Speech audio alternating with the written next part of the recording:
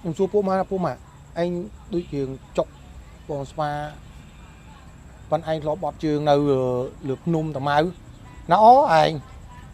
ទៅទិញផ្លែឈើ7មុខ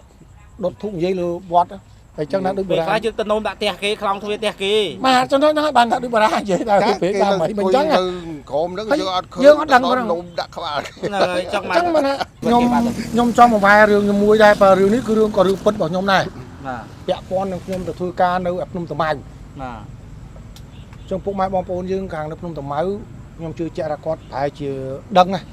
ដែលមានបារមីនៅលើភ្នំហ្នឹងខ្ញុំលើកតែងតែឆ្ងល់ខ្លួនឯងខ្ញុំឈឺអានេះខ្ញុំនិយាយមួយដល់រឿងខ្ញុំពិតខ្ញុំទៅនោមនៅដើមឈើលើភ្នំហ្នឹងដើមឃើញឈើជាឆ្ងល់នៅលើភ្នំហ្នឹងដើមឈើវាច្រើនអាលោកគាត់មិនឃើញស្លឹកឈើស្លឹកអីចឹងទេខ្ញុំក៏ចាប់ដើមយើងធម្មតាយើងបត់ជើងតូច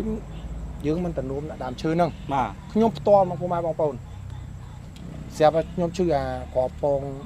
យើងពងស្វាស់ហ្នឹងបាទចុកហើយស្ទាបមើលដូចពីមុនមកដូចការកណាចឹងបាទ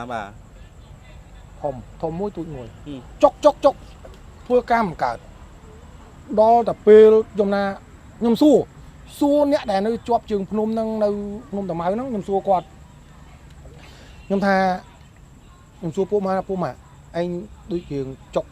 បងស្វាប៉ុនឯងធ្លាប់បត់ជើងនៅលើភ្នំតាម៉ៅណាអូឯងទៅទិញផ្លែឈើ7មុខដុតធុកនិយាយលើវត្តបុរាណហ្នឹងមកយីអត់ចង់ជឿទៀតផឹកសំថ្នាំផឹកបាត់តែពេលហូបហ្នឹងទេបានប្រហែល1ម៉ោងឬក៏កន្លះម៉ោងទេចាប់ឡើងឈឺធម្មតាវិញបាទបានប្រហែលជា5ថ្ងៃខ្ញុំទិញផ្លែឈើ7មុខចេកមានអីឲ្យបាន7មុខហ្នឹងក្រូចស្វាយដាក់ទៅឲ្យបាន7មុខខ្ញុំដាក់នៅលើភ្នំឡើងវត្តឧតាម៉ៅហ្នឹងភ្នំតាម៉ៅហ្នឹងទៅដុតធូបណាកណ្ដោកូនចៅបត់ជើងតូចជើងអីប៉ះពីប៉ះកន្លែងណាអីព្រះវិហារហ្នឹងមានប្រាសាទមួយនោះប៉ុន្តែវាបាក់បែកអត់ដឹងខ្ញុំអត់ដឹងនៅលើហ្នឹងដកពេលបុរាណហ្នឹងមកយីគ្រាន់តែបានបន់ស្រន់រួចរាល់អស់យើងលាពាកលាកយើងគាត់ថាយើងថាលើបត់ជើងតូចរឿងអីប៉ះចំកន្លែងគេដែរអីចឹងស្រាប់តែបានបត់ធុកហើយទៅជាធម្មតាហើយចំណាយទេខ្ញុំសួរគេដែរថានៅកន្លែងហ្នឹងអត់បានទេណាកុំទៅឃើញដើមឈើអាលងព្រិលអីហ្នឹងសូមពុកម៉ែបងប្អូនកុំឥឡូវគេមានកន្លែងគេនៅបាទកន្លែងគេនៅហើយអត់មានគេនៅស្លឹកឈើឈូវាបាយពេញហ្នឹងអាលង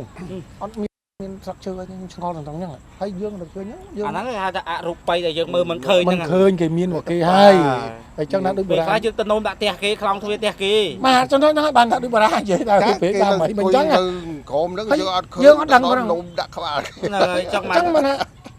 ខ្ញុំកាន់គេមួយខ្ញុំទៅទីកន្លែងណាក៏ដោយខេត្តណាក៏ដោយឲ្យតែខ្ញុំចេញពីបរិវេណនេះហើយខ្ញុំទៅបត់ជើងតូចជើងធំគឺខ្ញុំតែងតែលើកដៃសុំម្ចាស់ទឹកម្ចាស់ដីយើងអត់ដឹងយើងទៅលូមូលយើងមកនោះបាទកន្លែងនេះមិនដឹងថាអ្នកមានអ្នកនៅអត់ស្រាប់ទៅវទៅស្រាប់មានគេនៅនោមដាក់លើក្បាលគេបាទអត់ឃើញទេសូមប្រកែស្រ័យកុំកែការនេះបាទឥឡូវតូចមួយអីចឹងទៅអត់មានទេឥឡូវយើងឥឡូវក៏ដល់ពេលវេលាមួយដែលយើងខ្ញុំមានរឿងទៀតហើយខ្ញុំ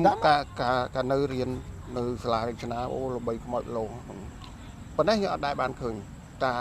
អ្នករៀនជាមួយគ្នាយប់ឡើងអានោះគឺថាមានកយ៉ាវហ្នឹងហើយមានកយ៉ាវមនុស្សមានកយ៉ាវខ្មោចលងនោះបាទឃើញតែវាម្នាក់ឯងទៅកន្លែងណាក៏វាឃើញតែម្នាក់វាហ្នឹងបាទពងដេកម៉ោង2:10ជប់លៀងមកចឹងចាប់វាងើបទៅនោមឈរនោមចឹងទៅឆ្ងល់អាណាគេមកទឹកទាំងយប់ម៉ោង2:10យប់មិនពងអាភ្លៀងទេណាមកទឹកយប់ឡើងចឹងហក់ទឹកប្រងឡើងហក់ចាវាបើកភ្នែកមើលម៉ែមកយូរប៉ុនបើឆ្នោតហើយមិនបាវយើងទូចបាវធំថាពីបីដាក់ឡើងលោតដូចថាជុកទៅហៅគ្នាមកមើលអត់មានឃើញទេដល់នាំគ្នាងើបមកមើលអត់មានឃើញអីផុតឃើញតែណាហើយថ្ងៃមួយទៀតវាងើបទៅរៀនភាសាអង់គ្លេសពេលផឹកវាអត់គេកាន់បោយទឹកមួយជះដុសថ្មិញឆ្នាំអីទៅ តែដល់អង្គុយដោះដែរលឺអាម្នាក់ទៀតនៅចិត្តហ្នឹងវាថាយើងងើបទៅណាដែរទាំងព្រឹកហ្នឹងវាសួរគេហើយដោះមេបដៅគេមើលទៅនោះអត់ក្បាលហើយលូរត់ប៉ាប់ប៉ាប់ឃើញទៀតហើយទៅហៅគ្នាបើអត់ឃើញហើយទៅវាអញ្ចឹងវាមានកញ្ចៅមនុស្ស អត់ទេមនុស្សមានប្រយោជន៍ខ្មោចដងត្រូវហើយមាន